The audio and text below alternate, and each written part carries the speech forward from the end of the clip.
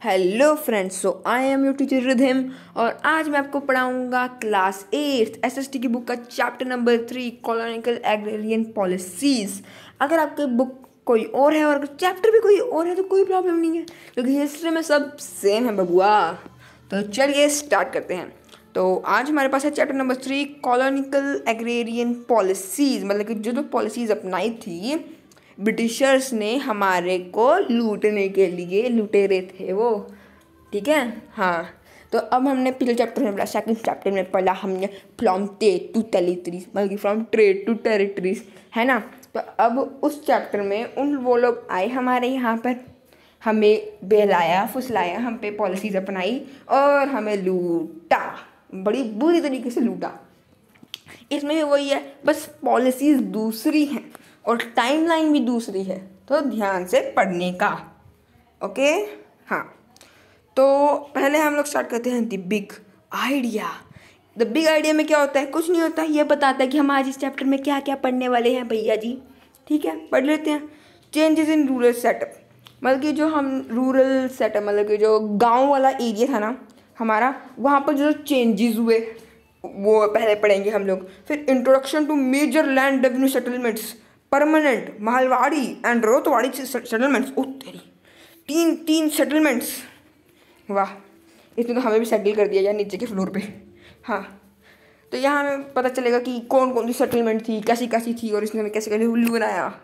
Next है commercialisation of agriculture, कि कैसे कैसे एग्रीकल्चर हमारे पे, मतलब कि हम पे दबाव डाला गया कि नहीं भाई तू चावल नहीं उगाएगा, तू कुछ और उगाएगा, मैं तेरा मालिक हूँ, तू ये उगाएगा। हाँ, नेक्स्ट है हिस्ट्री मेकर। ये हिस्ट्री मेकर वो हिस्ट्री मेकर है जिसने ये हिस्ट्री बनाई है, ठीक है। तो ये कौन है? Thomas and William Daniell. Thomas and William Daniell है were famous painter who specialized in making pictorial landscapes. They painted the Indian countryside ruins of ancient Indian civilization and medieval movement, many of which were done using watercolors. मतलब ये है कि जो हमारी book में थोड़ी सी paintings दिख रही है ना यहाँ पर, इनमें से थोड़ी बहुत में इनका भी हाथ है और पेंट भी इन्हीं का है, ठीक है ना।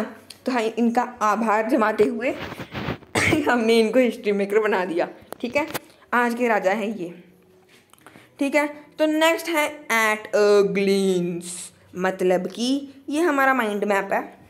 इससे हमें पता चलेगा कि क्या क्या हुआ, कैसे कैसे हुआ, मतलब कि बस इसको रट्टा मार लेना, उसको थोड़ा समझ लेना, फिर याद आ जाएगा इससे कि भाई हाँ वो हुआ था भाई।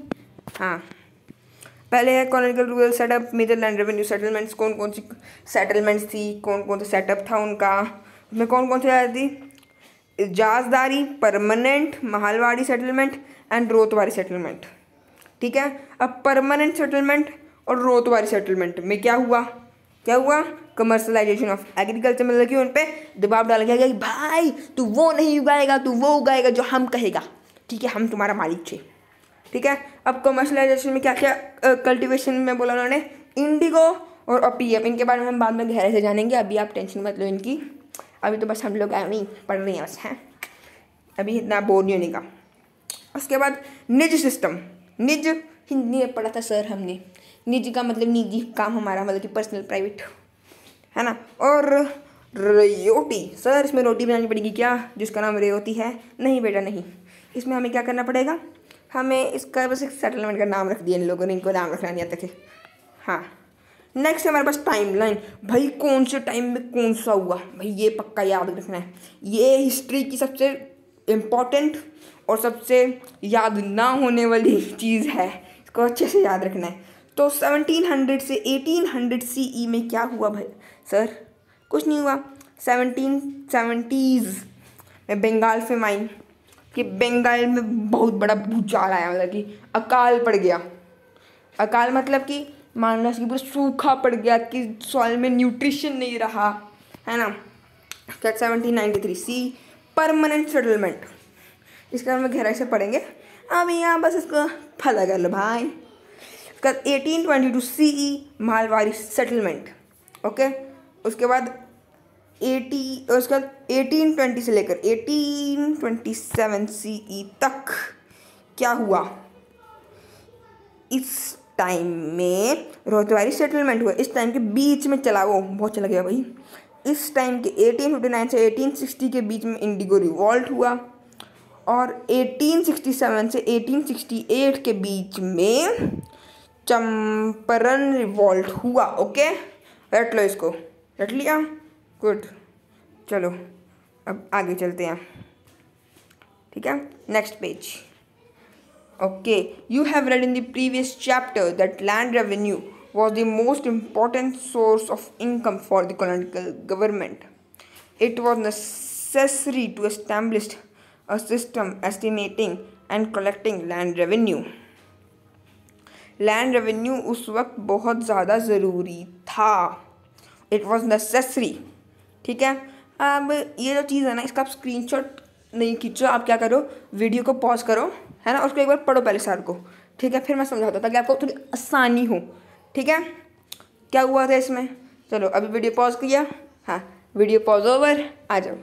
You have read in the previous, अब हमने पिछले चैप्टर में पढ़ा था ना कि कैसे वो लोग आए, ब्रिटिशर्स हमें कैसे लूटा, सारे पोर्टुगल लोग आए, फ्रेंच लोग आए, डच लोग आए, मतलब कि हमारा दिमाग खराब करके रख दिया इन लोगों ने, है ना।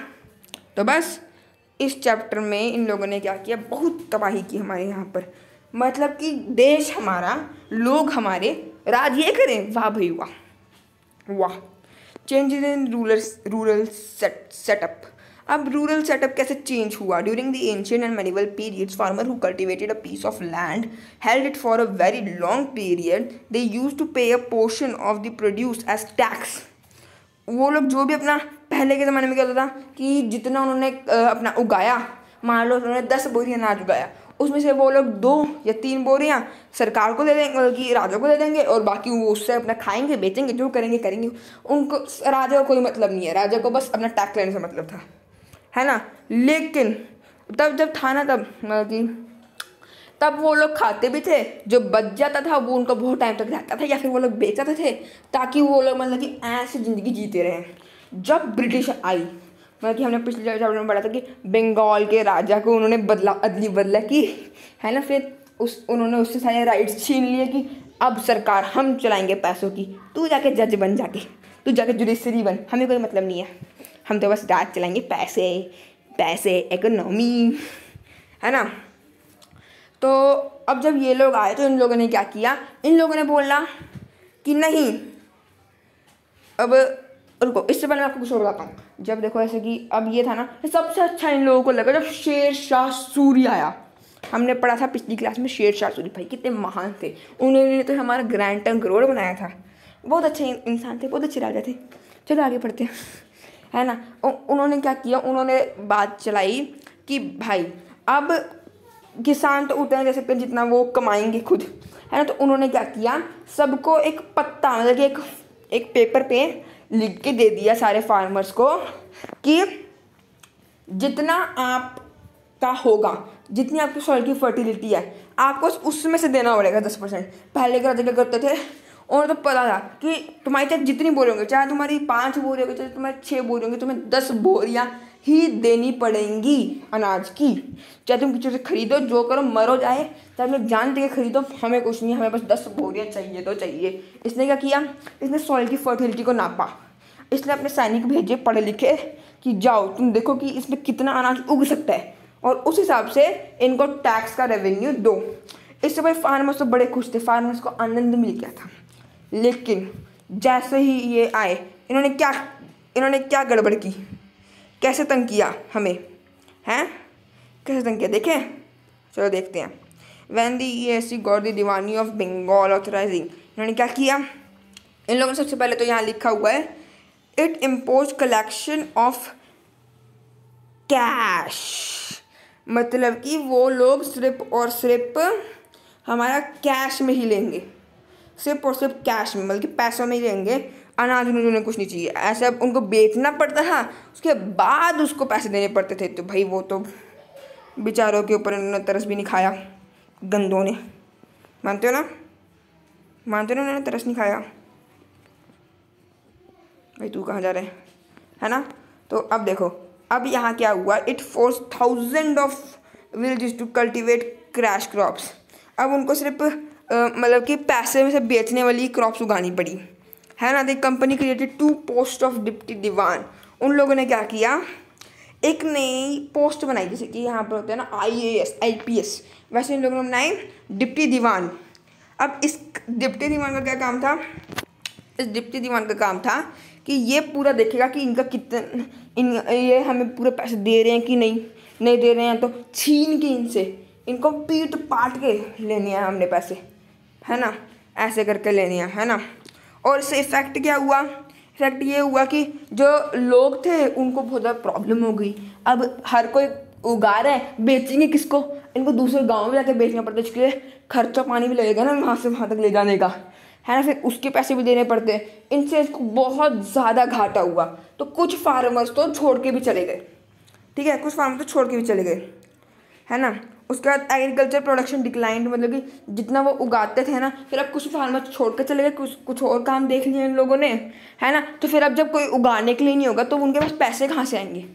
ये तो भाई इनका बहुत पारा हाई हुआ इनका ना। फिर उन्होंने सोचा कि हम लोग बनाएंगे पॉलिसीज। तो आप पॉलिसीज़ के बारे अब थोड़ा सा और पढ़ लेते हैं बस। उसके बाद oh no, simultaneously trade of commerce also affected set big India goods। मतलब कि इसने बहुत ज़्यादा, इन लोगों ने बहुत ज़्यादा बुरा किया हमारे फार्मर्स के साथ, उनका दिल टूटा रह गया। आगे, it also harm the intersect of EIC in trading companies. मतलब कि उनका तो मतलब कि थोड़ी कंपनीज बंद होने लग गई। फिर अब वो क्या करें बेचारे हमारे EIC वाले भी, है ना, वो लुट चुके थे। फिर उन्होंने सोचा पॉलिसीज़ बनाते हैं।